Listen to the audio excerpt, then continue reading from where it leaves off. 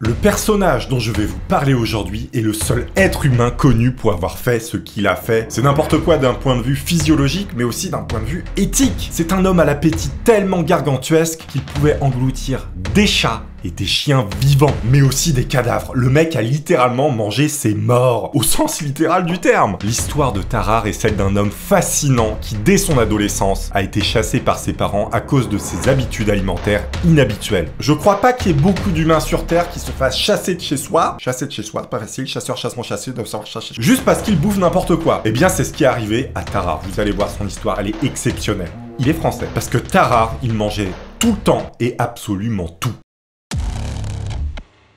La date de naissance de Tarare reste inconnue, car sa naissance n'a pas été enregistrée. On n'est même pas sûr que Tarare soit son vrai prénom. En revanche, on sait qu'il est né aux alentours de 1772 dans la campagne française, près de Lyon. Dès son enfance, sa famille va remarquer que Tarare est différent des autres. Il a un appétit absolument infini. Et au fil des années, cet appétit monstrueux a tellement augmenté que ses parents l'ont chassé du foyer, littéralement incapable de subvenir à ses besoins alimentaires. Le gars était prêt à manger le frigo. Bon, il n'y avait pas de frigo en 772. Le gars était prêt à manger le placard. Tarare, il va passer les années suivantes à errer à travers la France, accompagné de bandits et de prostituées. Il mendie, vole pour se nourrir. Et finalement, un jour, il va être recruté par un charlatan ambulant. Et ce charlatan, il va l'utiliser comme attraction. Un petit peu comme les freak shows. Vous savez, ces espèces de zoos absolument horribles qui utilisent des personnes atypiques, on va dire, et ils font payer pour que les gens viennent voir. Vous connaissez. Et ce charlatan va l'obliger à manger absolument tout devant un public, comme des animaux vivants, des bouchons de liège ou même des cailloux. Tarare, il est capable d'ingérer toutes ces choses sans aucun problème. Sa mâchoire est absolument surdimensionnée, elle s'ouvre si largement qu'il peut littéralement gober un panier rempli de pommes,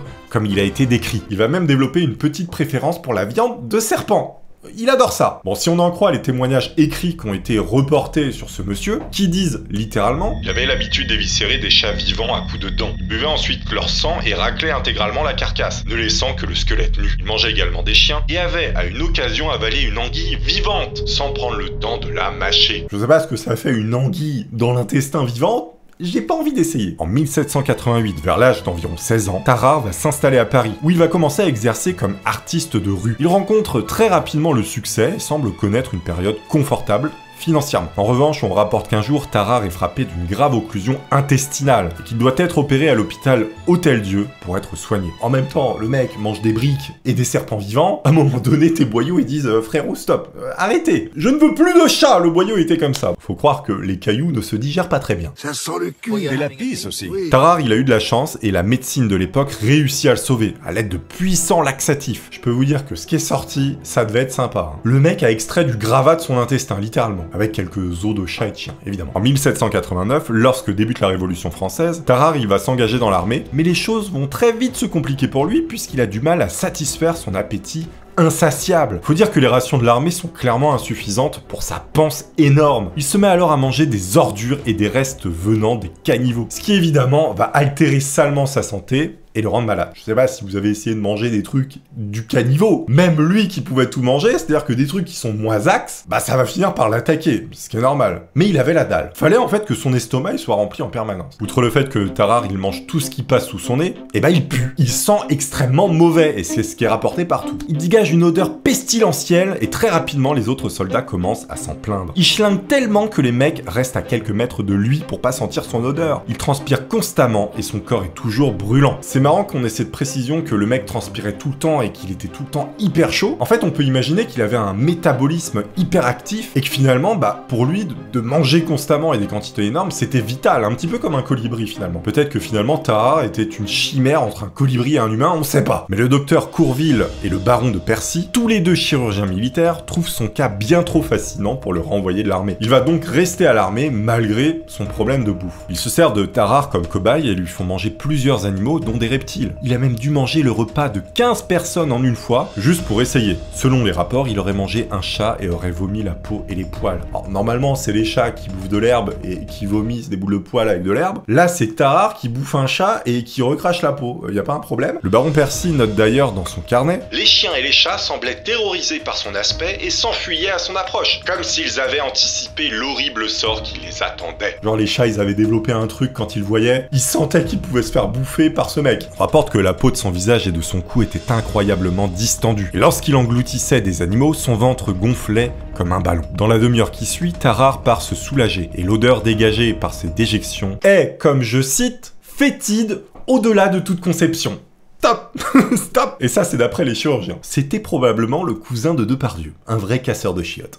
Ça sent le cul. Alors l'autre truc carrément dingue de cette histoire, c'est que Tarare, il ne pesait que 45 kilos. C'était une allumette, les mecs. En fin de compte, sa bedaine proéminente et sa passion pour la gastronomie délicate finissent par lui être utiles. Tarare se distingue pendant les guerres franco-prussiennes. Le général Alexandre de Beauharnais va lui confier une mission d'une importance capitale, se faufiler derrière les lignes ennemies pour délivrer une missive cruciale. Une missive, c'est un message. Message qu'il avait préalablement, je vous le donne en mille, manger. Et en fait, ce message, il doit le donner à un colonel qui est retenu en captivité. Tarare, il va être donc déguisé en paysan prussien, dans le but de mener à bien sa mission malgré son absence totale de compétences linguistiques en allemand. Le problème, c'est que Tarare est rapidement repéré par les Prussiens en raison de son odeur absolument dégueulasse. Et oui, le mec s'est fait griller parce qu'il puait trop. En fait, il est passé comme ça devant un groupe et il sentait tellement mauvais que les mecs, ils ont dit, bon, lui, on va le contrôler, il pue. C'est pas délit de faciès, c'est délit olfactif.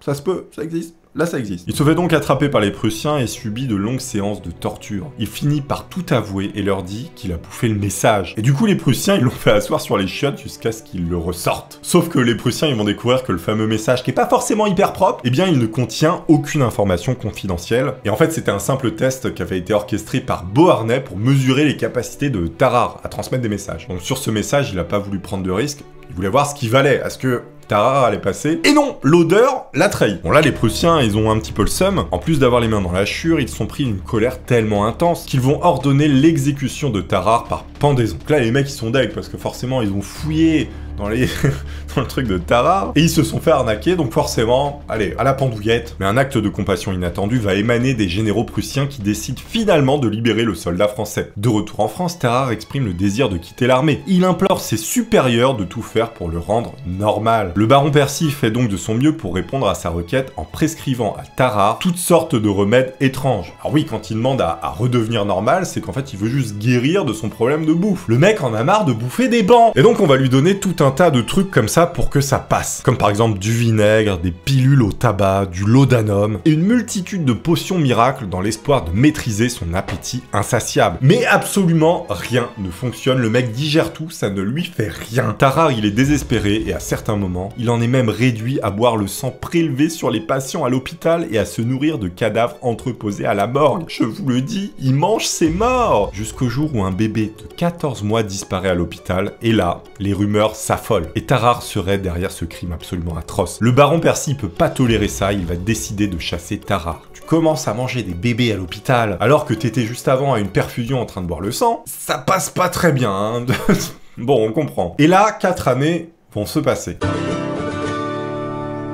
En 1798, par un coup du destin, Tarare est retrouvé par le baron Percy, sauf qu'il est dans un état absolument pitoyable. Il est à l'hôpital de Versailles et affirme que la cause de son malheur est une fourchette dorée. Fourchette qu'il a avalée 2 ans auparavant et qui serait restée coincée dans son bide. Après une analyse approfondie, le médecin découvre avec surprise que Tarare souffre en réalité d'une tuberculose avancée. 1 mois plus tard, les soucis de santé reprennent sans surprise. Cette fois-ci, Tarare, il va souffrir de diarrhée absolument infâme, notamment des versions sécrétoire, je vais pas vous donner les détails, mais genre c'est horrible. En gros, c'est un mix avec le choléra, enfin, il a tout ce qui est le plus dégueulasse possible. Bon, Tarare, il meurt finalement en 1798 à l'âge de 26 ans, donc il était hyper jeune. La puanteur dégagée par son cadavre est si insoutenable que les légistes doivent lutter pour respirer. Ils sont contraints d'abandonner l'autopsie à mi-parcours. Des médecins légistes qui abandonnent à cause de l'odeur, c'est que vraiment l'odeur, elle devait être hardcore. Et le baron Percy,